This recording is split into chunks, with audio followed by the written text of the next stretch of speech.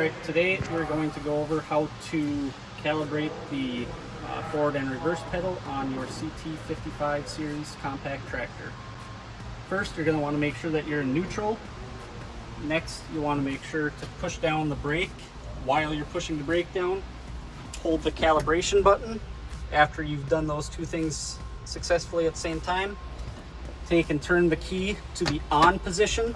If this is done correctly, your low, medium, high range will cycle through like that, and upon completion, neutral will be shown.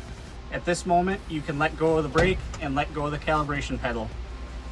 First, we will calibrate the upper limit of your pedals. To do that, we will push the no stall button to there. The no stall button light will show up on the dash. Next, you'll take and push the cruise control button.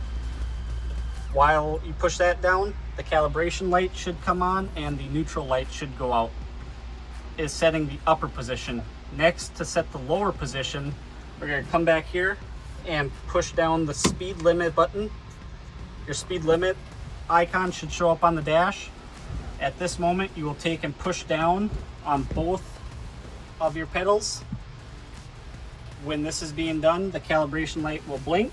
Next, while you're holding that down, you'll push the cruise control button once, and while you're holding that down, it will show neutral and the calibration light will be solid.